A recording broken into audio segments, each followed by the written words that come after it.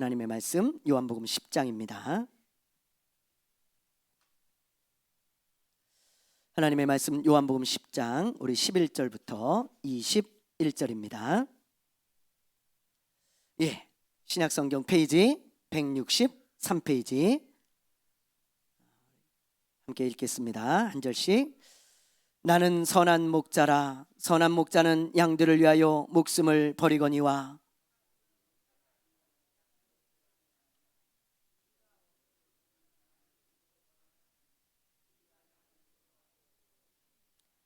단안하는 것은 그가 사꾼인 까닭에 양을 돌보지 아니함이나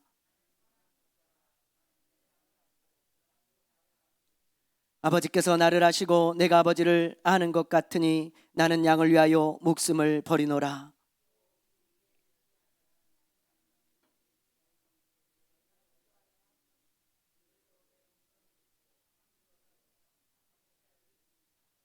내가 내 목숨을 버리는 것은 그것을 내가 다시 얻기 위함이니 이로 말미암아 아버지께서 나를 사랑하시느니라.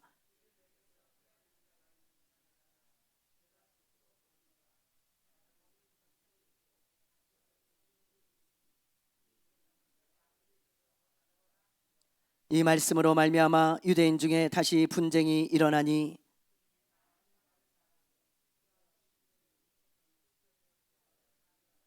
같이 합니다. 어떤 사람은 말하되 이 말은 귀신 들린 자의 말이 아니라 귀신이 맹인의 눈을 뜨게 할 수 있느냐 하더라. 아멘. 할렐루야. 할렐루야. 아멘. 마트에 가면 우리가 흔히 볼 수 있는 광경이 있잖아요. 뭐 과일 코너를 가도 그렇고 무슨 뭐 정육 코너를 가도 그렇고 뭐 의류 코너를 가도 그렇고 막 사람들이요 물건을 들었다 놨다 하면서 좋은 물건을 고르려고 굉장히 애를 쓰죠. 뭐 어느 마트를 가나 아마 이런 광경을 우리가 흔히 볼 수 있을 것입니다. 뭐 어떤 게 좋은 과일이고 어떤 게 좋은 고기인지 모르지만 하여튼 많이 골라요 사람들이. 우리 집사람도 수박을 사러 가면요 꼭 이것을 보고 고릅니다. 수박 밑둥을 보면 이렇게 동그랗게 점 같은 게 있잖아요. 뭐 수박 똥꼬라 그러는데 일명. 그게 뭐 작아야 맛있다나요? 어디서 그런 이야기를 들었는지 모르겠지만 성경만큼 신뢰합니다. 그걸 그래가지고요 그냥 그 동그라미가 작은 걸 그렇게 고르느냐고 그렇게 애를 써요. 제가 같이 가면 제가 수박을 고를 때 아주 힘들어요. 여보 저것 좀 뒤집어봐. 그러면 저걸 또 꺼내가지고 그걸 뒤집어보고 아니야 이거 아니야 저것 좀 뒤집어봐. 그러면 저 밑에서 또 꺼내가지고 그걸 뒤집죠. 몇 개를 뒤집고 나서 그 동그라미가 작은 것을 골라갑니다. 저는 왜 그렇게 고르는지 이해가 안 가요. 근데 항상 그렇게 고르더라고요. 언젠가 한번 제가 마트를 갔는데 오렌지가 10개에 10,000원이에요. 근데 타임세일로 15개에 10,000원. 그러니까요 아줌마들이 저쪽에 있다가 막 뛰어오는 거예요. 그래가지고 이 오렌지를 막 고르는데 제가 그 뒷모습을 유심히 보니까요 너무 재밌는 게 막 와가지고요 그냥 막 담는 사람이 없습니다. 그 매대에 있는 오렌지를 이제 다 떨어질까봐 막 그냥 주워 담고 막 이럴 것 같은데 그러지 않아요. 와서 보니까요 막 그걸 또 고르는 거예요. 이 아줌마들이 막 이리 보고 저리 보고 이 사람이 집었다가 내려놓으면 그것도 골라서 보고 말이죠. 제가 뒤에서 보니까 그게 그거더라고요. 뭐 보니까 오렌지 뭐 다르겠어요. 다 오렌지 색깔도 비슷하고 모양도 다 비슷한데 뭘 고르는지 모르겠지만 어쨌든 요리 보고 저리 보고 무지하게 골라. 그래가지고 15개를 이렇게 챙겨갖고 가면서 아우 잘 골랐다. 제가 볼 땐 뭐 비슷해요. 근데 그렇게 고르시더라고. 좋은 것들을 골라가려고 그러는 거죠. 근데 여러분 그런 모습이 당연한 거 아니겠어요? 당연한 거. 마트에 가가지고 아무거나 막 집는 사람은 없을 거예요. 뭐 과일 하나 고기 한 근을 사도 이리저리 다 살펴보고 그리고 가장 좋은 물건을 고르지 않습니까? 그게 당연한 거죠. 당연한 거죠. 그런데 사람만 그럴까요? 여러분 사람만 그럴까? 아니라는 거예요. 하나님도 그렇습니다. 하나님도. 제가 성경을 이렇게 보니까요 하나님도 아무나 막 사람을 쓰시지 않아요. 고기 한 근을 골라도 과일 하나를 골라도 좋은 물건을 고르는데 하나님이 아무나 막 쓰시겠어요? 그렇지 않더라고. 성경을 보니까요. 하나님도요, 좋은 사람을 골라서 쓰시는 거예요. 좋은 사람을. 예, 그게 성경 곳곳에 나와 있죠. 그래서 여러분, 우리가 좋은 사람이 되는 것, 좋은 성도가 되는 것, 좋은 성도가 되는 것이 아주 중요합니다. 하나님은 좋은 성도들을 고르고 고르세요. 그리고는 귀한 일에 쓰시는 거예요. 그래서 우리가 좋은 성도가 돼야 돼요. 그게 중요해요. 그런데 어떤 성도가 여러분 좋은 성도일까요? 어떤 성도가? 하나님이 보실 때 좋은 성도가 있더라고요. 성경을 보니까 하나님은 이런 성도를 좋은 성도라고 말씀하시고 좋은 성도라고 여기십니다. 근데 그런 성도가 오늘 본문 말씀에 보면 어떤 성도인지 우리가 잘 알 수 있어요. 자, 우리 말씀 속으로 우리 한번 들어가 보죠. 오늘 말씀에 보면요, 두 부류의 목자가 나와요. 두 부류의 목자. 자, 11절을 보면 선한 목자, 12절을 보면 삭군 목자죠. 예. 근데 제가 지난주에도 삭군 목자에 대해서 이야기를 해드렸죠. 이 삭군 목자는 마을의 공동 우리를 관리하는 그런 목자죠. 마을 사람들이 돈을 주고 고용을 해가지고 마을에서 고용한 그런 목자입니다. 그래서 삭군, 돈을 주고 목자에 이르라는 목자라 이 말이에요. 그런데 우리는요, 이 삭군 목자에 대해서 아주 지금도 아마 그럴 거예요. 여러분들도 아마 지금도 그럴걸요. 이 삭군 목자에 대해서 굉장한 오해를 하고 있습니다. 오해를. 선한 목자하고 반대되는 개념인 줄 알고 이 삭군 목자하면 악한 목자, 우리는 딱 그런 고정관념이 딱 머릿속에 있어요. 그래서 우리가 편견을 가지고 이 삭군 목자에 대해서 오해를 합니다. 오해를. 그러나 그것은 철저한 오해입니다, 여러분. 자, 12절과 13절 때문에 아마 그런 오해가 생긴 것 같은데 우리 한번 읽어보죠. 12절과 13절. 자, 시작.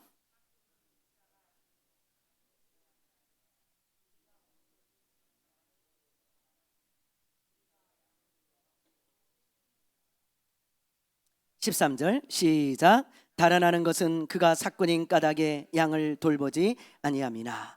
예, 이것만 딱 보니까 우리가 오해를 하는 거예요. 이 삭군은 이거 악한 목자구나, 이거 나쁜 목자구나, 이렇게 딱 생각을 하죠. 예.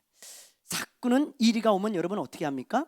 여기 말씀해 보면 12절 말씀을 보세요. 삭군은 이리가 오면 어떻게 해요? 어떻게 해요? 예. 12절 말씀을 넘겨줘 보세요. 어떻게 해요, 여러분? 예? 양을 버리고 도망을 간다 그러잖아요. 그래서 이리가 양을 물어갈 때가 있어요. 여러분, 그 당시에 지금도 마찬가지고요.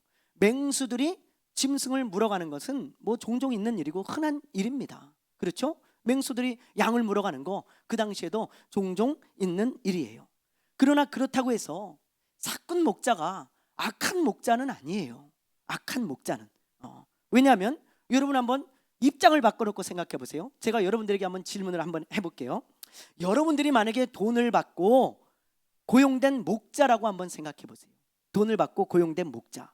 그런데 여러분들이 돈을 받고 이제 고용이 됐는데 양을 돌보고 있다가 저쪽에서요, 갑자기 늑대가 노려보더니 으르렁 대면서 말이죠, 큰 늑대가 어슬렁거리면서 다가옵니다.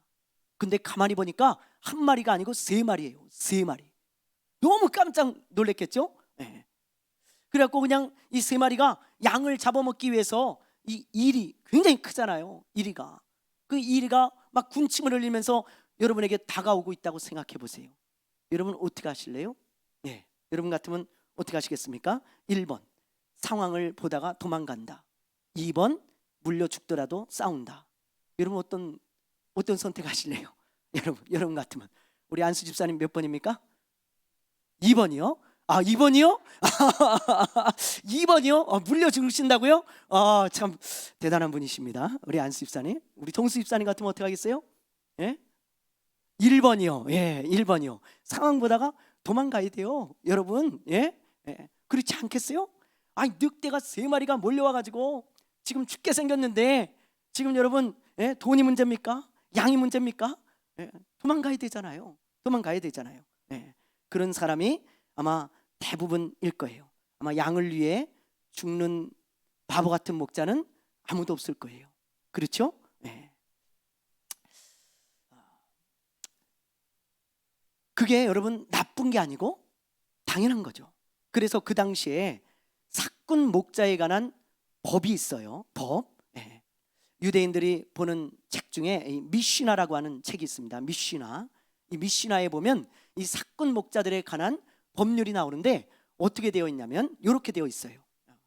만약에 고용된 이 사꾼 목자가 양을 치다가 이리가 오는 것을 발견했을 때 이리가 한 마리다, 한 마리, 그러면 그것은 싸워야 될 책임을 물습니다. 그 사람에게. 만약에 이리가 한 마리야, 그러면 사꾼 목자는 싸워야 돼요. 그게 그 사람의 책임이에요. 그런데 두 마리 이상이다, 그러면 자신의 안전을 위해서 도망을 쳐도 아무런 책임이 없다. 그게 미시나에 나오는 사꾼 목자에 대한 법규입니다. 그래서 한 마리는 어떻게 되겠지만 두세 마리가 같이 덤비면 이거는 자신의 안전을 위해서 버리고 도망가야 된다는 거죠. 그걸 법적으로 딱 못을 박아놨어요. 그러니까 여러분 그 당시에 그러니까 이리가 올 때 도망가는 게 그게 뭐 악한 목자가 아니에요. 당연한 거예요. 자신의 안전을 위해서 도망가는 거죠. 놓고. 그래서 우리가 여러분 이런 사꾼을 보면서 아 정말 악한 목자구나, 뭐 그렇게 생각하면 안 됩니다. 그건 그냥 일반적인 목자구나, 그렇게 생각하셔야 돼요.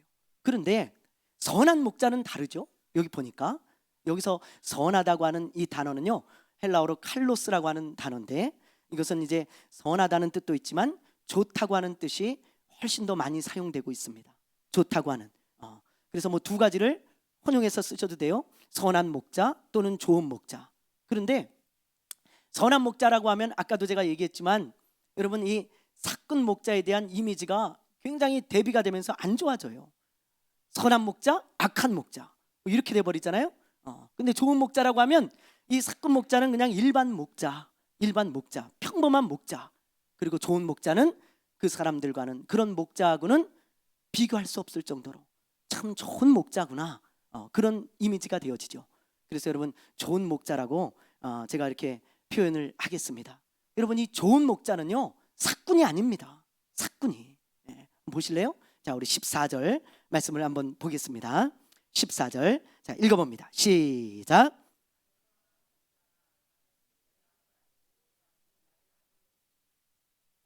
보세요. 나는 선한 목자라, 좋은 목자라, 그 말이에요. 나는 내 양을 알고 양도 나를 안다고 하셨어요. 여러분 이건 뭐예요? 사꾼이 아니죠. 내 양이라는 거예요. 양도 나를 알아. 우리 지난주에도 봤지만 주인을 알아보잖아요. 이건 사꾼이 아니고 주인이라는 의미예요. 주인.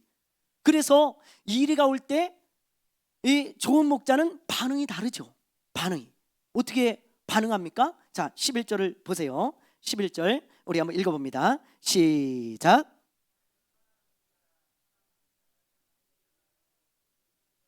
네, 보세요. 또 15절도 보겠습니다. 15절 시작. 15절 자 시작.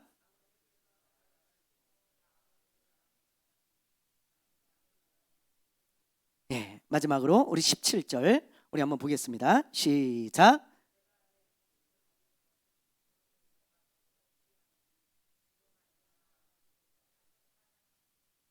아멘. 보세요 여러분, 좋은 목자는 이리가 올 때 어떻게 해요? 도망가지 않고 이리와 싸운다는 것입니다. 그러다가 목숨을 잃는 경우도 있어요. 목숨을. 그러니까 좋은 목자는 목숨을 버린다는 것입니다. 여러분 양을 위해서. 이게 뭘 말할까요? 희생을 말하는 거예요. 희생을. 좋은 목자는 희생할 줄 아는 목자입니다. 희생할 줄 아는 목자. 사꾼은요 다르죠. 당연히 해야 될 것만 딱 하는 거예요. 자기 책임만 딱 지면 돼요. 사꾼은 그 이상을 하지 않습니다. 희생하지 않아요. 그러나 좋은 목자는 당연히 해야 될 것만 하는 것이 아니고 그 이상을 하는 거예요. 희생을 하는 거죠. 그래서 심지어 목숨까지도 희생을 하는 것입니다. 사람들이 볼 때는 얼마나 바보 같습니까? 얼마나 바보 같아요. 저 바보 같은 목자, 어떻게 양을 위해서 목숨을 버리냐, 짐승을 위해서 목숨을 버리냐, 그렇게 바보 같게 생각하지만 그러나 그런 바보 같은 목자가 좋은 목자라는 것입니다. 좋은 목자. 그래서요, 김병종이라는 화가가 이런 그림을 그렸습니다. 우리 한번 그림을 한번 보여주실래요? 자, 여러분, 이 그림의 제목이 뭔 줄 아세요? 이 그림의 제목이 예수님인데 그냥 예수님이 아니고 바보 예수입니다. 제목이 바보 예수예요. 이분은요, 그림을 그릴 때 항상 예수님을 바보처럼 그려. 바보처럼. 그리고 딱 눈물 하나를 딱 찍어 놓습니다. 왜 그러는가? 이분이 볼 때 예수님처럼 바보 같은 사람이 없다는 거예요. 예수님처럼. 양을 위해서, 짐승을 위해서 죽는 목자는 참 바보 같은 목자인데, 우리와 같은 죄인을 위해서 하나님의 아들이 목숨을 버리셨으니 이런 바보 같은 사람이 어딨냐는 거예요. 그래서 이분은 항상 예수님을 그릴 때 바보처럼 저렇게 그려놓습니다. 예수님은 참 바보 같다는 거예요. 그런데 여러분, 양을 위해서 목숨을 버리는 그런 희생이 있는 목자가 있으니까 양이 살듯이 예수님이 바보같이 우리와 같은 죄인을 위하여 목숨을 희생하셨기 때문에, 죽으셨기 때문에 우리에게 영원한 생명이 주어진 것 아니겠어요? 아니겠습니까? 그래서 여러분, 예수님은 사람들이 볼 땐 바보 같지만 누구보다, 또 누구와 비교할 수 없는 좋은 목자인 것입니다. 예수님은요, 항상 희생할 줄 아는 분이셨어요. 이렇게 좋으신 목자이신 예수님께서 우리에게 바라는 것이 있습니다. 우리에게 바라는 것이, 그게 뭐냐? 바로 우리도 좋은 성도가 되는 거예요. 예수님은요, 우리에게 그걸 항상 바라고 계셔. 내가 좋은 목자인 것처럼 너희도 좋은 성도가 되기를 바란다. 좋은 성도가. 근데 여러분, 좋은 성도가 어떤 성도인가? 좋은 성도가, 좋은 목자하고 똑같습니다. 좋은 목자는 희생할 줄 아는 목자잖아요. 좋은 성도도 마찬가지예요. 희생할 줄 아는 성도라는 거예요. 그게 바로 하나님이 보시기에 좋다고 평가하는, 좋은 성도라고 판단하는 그런 판단의 기준이라는 거예요. 희생할 줄 아는 성도, 그런 사람을 하나님은 참 좋은 성도다, 그렇게 평가하신다는 거예요. 그게 좋은 성도의 특징인 것입니다. 여러분, 마태복음 26장에 보면 예수님께 향유를 부은 마리아의 이야기가 나오잖아요. 그렇죠? 예수님께서 베다니에 있는 시몬의 집에 들어가셨을 때 향유 옥합을 가지고 이 마리아가 찾아와 가지고 예수님께 붓습니다. 근데 여러분, 그 향유 옥합이 얼마짜리인 줄 아세요? 300데나리온이라 그랬잖아요. 지금 시가로 따지면 3천만 원입니다. 여러분, 3천만 원. 3천만 원짜리 그 향유를요, 예수님께 아낌없이 부어드렸어요. 부어드렸어요. 그때 가룟 유다가 아주 호통을 치면서 책망하죠. 가룟 유다가 뭐라고 책망합니까? 이런 정신 나간 여자가 있나? 아니, 어떻게 이 3천만 원짜리 이 향유를 이렇게 낭비할 수가 있어? 이 정신 나간 여자 아니야? 막 이러면서요, 가난한 사람들에게 이걸 팔아갖고 나눠주지, 이게 뭔 짓거리냐? 그러면서요, 제가 지금 말한 것보다 훨씬 더 정말 뭐라 그럴까요? 훨씬 더 경박한 말투로, 훨씬 더 세게 이야기했어요. 훨씬 더. 저는 지금 정화를 해서 이야기한 거예요.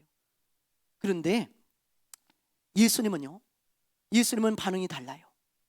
그 행동을 보시고 예수님이 어떻게 행동하시나, 반응하시나, 우리 한번 보죠. 자, 우리 마태복음 26장이에요. 자, 읽어봅니다. 시작. 예수께서 아시고 그들에게 이르시되 너희가 어찌하여 이 여자를 괴롭게 하느냐? 내가 가난한 자들은 항상 너희와 함께 있거니와 나는 항상 함께 있지 아니하리라. 이 여자가 내 몸에 이 향유를 부은 것은 내 장례를 위하여 함이니라. 내가 진실로 너희에게 이르노니 온 천하에 어디서든지 이 복음이 전파되는 곳에서는 이 여자가 행한 일도 말하여 그를 기억하리라 하시니라. 아멘. 보세요, 예수님 뭐라고 하세요?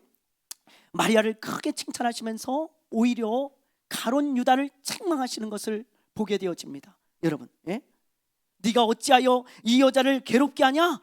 마리아가 내게 좋은 일을 했다, 그러면서 아주 놀라운 말씀을 하시죠. 13절 말씀해 보니까 온 천하에 복음이 전해지는 곳마다 이 여자의 행한 일도 기억하라 그랬는데, 여기서 기억하라는 것은 기념하라 그런 뜻이에요. 여러분, 성경 어디를 뒤져봐도 사람을 향해서 기념하라는 구절이 없습니다. 이 여자가 유일해요. 예수님이 그 정도로 이것을 좋게 여기고 감동을 받으셨다는 뜻이에요. 그런데 여러분, 이 말씀 가운데 10절을 보세요. 10절, 이 10절에 보면 그가 내게 좋은 일을 하였느니라 그랬죠. 여기서 이 좋은 일이라는 그 단어의 좋은이라는 뜻이죠. 그게 바로 칼로스입니다. 칼로스. 아까 좋은 목자라고 할 때 칼로스라고 그랬잖아요. 그렇죠? 근데 여기서 좋은 일이 칼로스예요. 동일한 단어를 예수님이 쓰고 계시는 거예요. 이 무슨 말일까요? 예수님이 볼 때 이 여인의 이 행동이 칼로스, 너무 선하고 좋다 이 말이에요. 좋은 목자처럼. 네. 예수님은 이 여인의 행동을 너무 좋게 보셨어요. 그래서 이 마리아는 좋은 성도였습니다. 좋은 성도. 예수님이 볼 때 좋은 성도는 바로 이런 성도예요. 마리아는요, 여러분, 베다니에 사는 가난한 사람이라는 걸 알아야 돼요. 가난한 사람. 예? 베다니가 어떤 곳인 줄 아세요? 지금으로 말하면 판자촌입니다. 판자촌. 거기는 누가 사는 줄 아세요? 나병 환자들이 살아요. 나병 환자. 오죽하면 여러분, 나병 환자가 살겠어요. 오죽하면 그 동네에. 너무 가난한 동네입니다. 그런데 이 향유옥합이 어떻게 생겼는지 모르겠지만 만약에 이것이 있으면 어떻게 쓰는 게 여러분 정상이고 당연한 거예요? 어떻게 쓰는 게? 아니, 먹고 사는데 쓰는 게 당연한 거죠. 그리고 돈이 생기면 생활비에 보태 쓰고, 너무 가난하니까요. 그리고 저 같으면 동네부터 옮겨가겠어요. 나병 환자들하고 같이 살지 않고. 그게 정상이고 당연한 거잖아요. 그렇게 해도 사람들이 손가락질하지 않아요. 사람들이 너 잘못했다 그렇게 얘기하지 않습니다. 그건 당연한 것입니다. 그러니까 가룟 유다가 저 바보 같은 놈, 바보 같은 사람이라고 그렇게 책망한 거 아니겠어요? 그렇죠? 그런데 마리아는 어떻게 합니까? 그 당연한 행동을 하지 않고 그 이상의 행동을 하잖아요. 그 이상의. 그게 바로 희생이라는 것입니다. 그게 바로 희생이에요. 예수님의 그 직감적으로 이 여자는요, 예수님이 죽으신다는 걸 알았어요. 그래서 예수님의 장례를 위해서 그 향유옥합을 예수님께 가서 부은 것입니다. 직감적으로 헌신한 거예요. 희생한 거예요. 예수님께서 그 희생을 받으시고 너는 내게 참 좋은 일을 했다, 넌 좋은 성도다, 그렇게 칭찬을 하신 것이죠. 사랑하는 여러분, 우리의 모습은 어떻습니까? 나의 모습은 어떻습니까? 한번 우리가 돌아봐야 할 것입니다. 여러분, 가룟 유다 있죠? 아까 이 마리아를 책망한 이 가룟 유다, 이 사람은요 한 번도 예수님을 위해 희생한 적이 없는 사람이에요. 성경을 보세요. 복음서를 잘 읽어보세요. 가룟 유다는요 예수님 때문에 뭔가를 얻으면 얻었지 한 번도 예수님을 위해서 희생한 적이 없는 사람입니다. 근데 마리아가 희생할 때 그를 책망하고 꾸짖었어요. 여러분, 이런 사람은 좋은 성도가 아닙니다. 좋은 성도가, 예수님을 위해 하나도 희생할 줄 모르는 사람, 희생이라고는 눈꼽만큼도 찾아볼 수 없는 사람, 찾아볼 수 없는 사람, 그 사람은 예수님이 볼 때 좋은 성도가 아니라는 거예요. 나의 모습을 돌아봐야 됩니다. 나는 예수님이나 마리아처럼 희생할 줄 아는 좋은 성도인지, 아니면 사꾼 목자나 가룟 유다처럼 희생이라고는 찾아볼 수 없는 성도인지, 여러분 자문자답 해보시기 바랍니다. 이제 얼마 안 있으면 3.1절이잖아요. 3.1절. 1919년 3월 1일 수많은 사람들이 대한민국 만세를 외치다가, 대한 독립을 외치다가 일본군의 총칼에 수많은 사람들이 쓰러져 죽었습니다. 희생했죠. 여러분, 많은 사람들이 감옥에 갇히고 매를 맞고 고문을 당했습니다. 이런 분들의 희생이 있었기 때문에 지금 우리나라가 있고 우리가 이렇게 행복하게 사는 거 아니겠습니까? 여러분, 저 남산에 가잖아요. 그러면 안중근 의사의 동상이 있어요. 한번들 가보세요. 그 안중근 의사가요, 아이콘이 있죠. 안중근 의사의 뭐예요? 바로 이 손가락이죠. 이 손도장입니다. 보여주세요. 사진을. 이게 안중근 의사의 아이콘이죠. 이 손. 여러분 자세히 보면 이 손에 이 약지가 한 마디가 잘라져 있죠. 왜 이 약지가 잘렸을까? 동료 독립투사들하고 약지를 자르고 혈서를 썼어요. 대한 독립이라고. 나는 나라가 독립하는 날까지 목숨을 아끼지 않겠다. 그래가지고요, 이 사람이 이 약지를 한마디를 잘라가지고 자기 피로 태극기 위에다가 대한 독립 그렇게 쓰고 이토 히로부미를 총살하고 사형을 당했습니다. 그때 나이가 32살이에요. 저는요, 이 32살이라고 하는 이 나이를 보고요, 정말 눈물이 글썽였어요. 어떻게 32살의 이 청년이 나라를 이토록 사랑할 수 있을까? 네. 어떻게 나라를 위해서 이렇게 희생할 수 있을까? 그래서 저는 이 안중근 의사의 그 남산에 가서 동상을 보고 참 좋은 국민이다.